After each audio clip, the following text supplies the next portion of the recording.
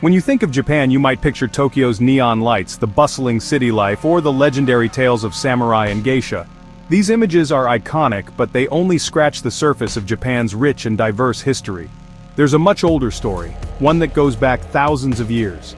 It's the story of the Ainu, Japan's native people, whose roots run deep in the northern lands. Their unique culture, so different from most Japanese people, was nearly erased by centuries of outside pressure, but it never completely disappeared. Remnants of their traditions and beliefs survived against all odds. The Ainu are known for their distinct features, ancient rituals, and a deep spiritual connection to the forests, rivers, and animals of Hokkaido. This bond with nature sets them apart in Japan's cultural landscape. For hundreds of years, their very existence challenged the idea that everyone in Japan shared the same ancestry and traditions. The Ainu faced harsh discrimination, were forced to abandon their language and customs, and often had to hide their identity just to survive in a changing world. Yet, through all the hardship, the Ainu held on to their identity, secretly passing down stories, songs, and traditions from one generation to the next. In 2019, after centuries of struggle, the Japanese government finally recognized the Ainu as an indigenous people, a historic step toward justice and acknowledgement. Today, there's a growing movement to revive and celebrate Ainu culture, language, and art, reclaiming a heritage that was almost lost to history. Learning about the Ainu means opening your eyes to Japan's full, complex history, a story that's far richer than most people realize. It's about giving a voice to a people who were silenced for too long, and honoring their resilience. Their journey is one of strength, survival, and the unbreakable will to keep their culture alive. The Ainu story reminds us that every country has deeper, older histories waiting to be discovered, stories that can change how we see the world. Get ready, this is a survival story you haven't heard before, and it's one that deserves to be told. The Ainu's home is Hokkaido, or Ainu Mosir, the quiet land for humans. This vast, untamed region, with its dramatic seasons and rich natural resources, has been the heart of Ainu life for centuries. This wild northern island shaped every part of their lives, from what they ate to how they built their homes. The forests, rivers, and mountains provided food, shelter, and spiritual meaning, deeply influencing their traditions and beliefs. The Ainu also lived on the Kuril Islands, southern Sakhalin, and parts of northern Honshu. Their culture stretched across these northern lands, adapting to each unique environment. Unlike Japan's rice farming culture, the Ainu hunted, fished, and gathered. They were experts of the forest and sea. Their deep knowledge of the land and water allowed them to thrive where others might struggle. Their villages, called kotan, were small, could support themselves, and treated everyone equally, with elders guiding decisions. Community and cooperation were at the heart of daily life. Life here was about working with nature, not trying to control it. The Ainu believed in living in harmony with the world around them, respecting every plant, animal, and river. This difference from the main Japanese people created a unique culture and identity. Their customs, language, and beliefs set them apart, making the Ainu distinct in the region. As Japanese settlers moved north, the Ainu lost land, their resources became less, and they faced pressure to change their culture. The arrival of outsiders brought new challenges and threatened their way of life. Hokkaido became a battleground for their survival. The struggle to protect their homeland and traditions became central to the Ainu story. The land itself is key to their story, a source of both strength and struggle. Its beauty and harshness shaped the Ainu spirit, forging resilience and pride. Understanding the Ainu means understanding their strong bond with this northern area. Their identity is woven into the forests, rivers, and mountains they call home. Their homeland is as much a part of their story as the people themselves, a living landscape that continues to shape who they are today. At the heart of Ainu culture is animism, the belief that everything has a spirit, or kamui. Kamui are everywhere, in fire, rivers, animals, and even tools. The Ainu saw themselves as just one part of a huge family of spirits. Hunting, especially bears, was a sacred ritual, with ceremonies to honor and send the animal's spirit back to the kamui world. The hearth fire, Ape Fuchi Kamui, was the center of every home and spiritual life. Every meal started with an offering to the fire goddess. Spirituality was part of daily actions, not just for special times. This way of seeing the world was more direct and personal than common Japanese religions. There were no priests, everyone could talk to the Kamui.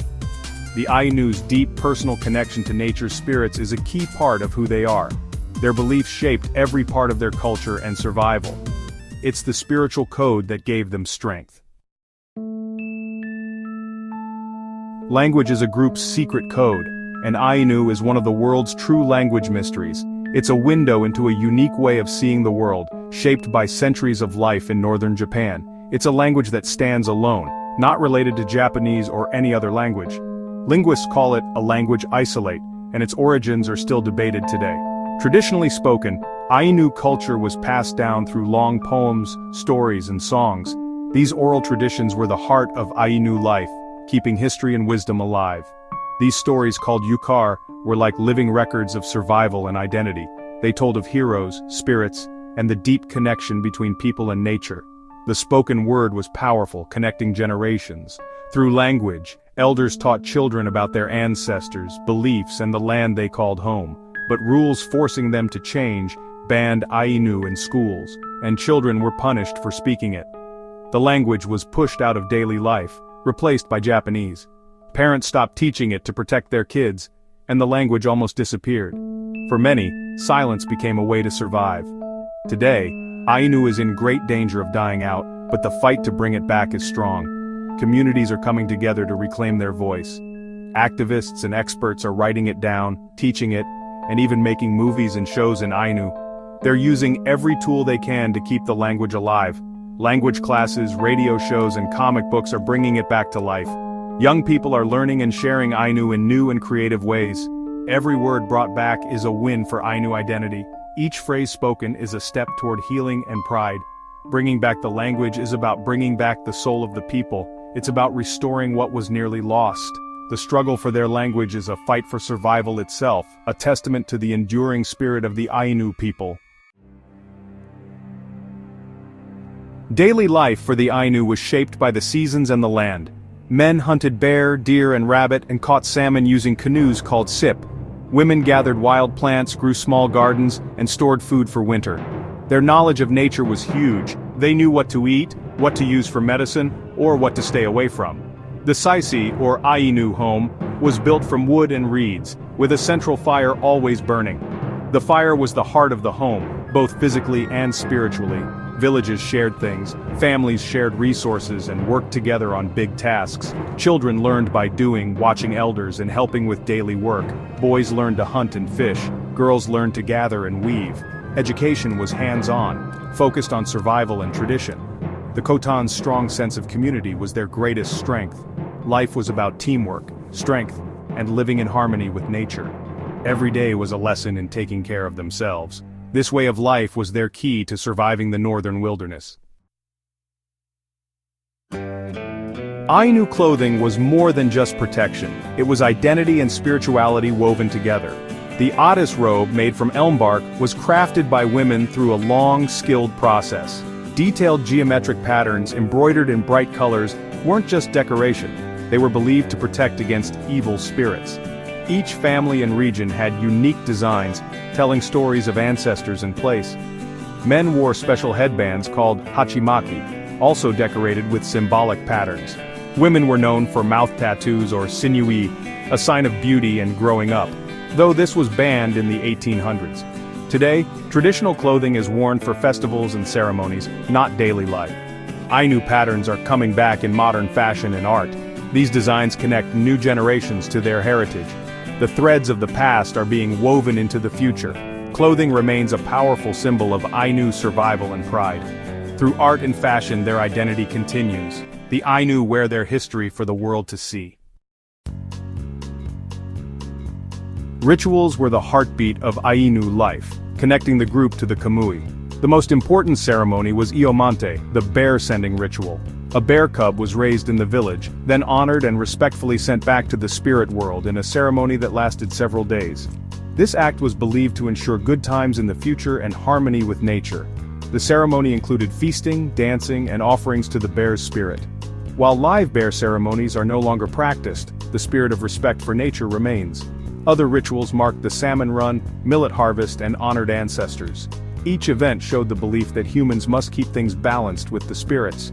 Festivals were about being thankful, showing respect, and community. Through ceremony, the Ainu kept their spiritual connection with nature alive. The last 150 years tested the Ainu like never before. The Meiji era brought forced changes, land was taken, traditions banned, and unfair treatment was common. Many Ainu hid who they were to survive, and cultural knowledge was almost lost. But the Ainu spirit lived on secretly. Elders quietly passed on stories, language, and art. In the 1900s, Ainu activists began fighting for rights and recognition. They formed groups, published magazines, and taught the public.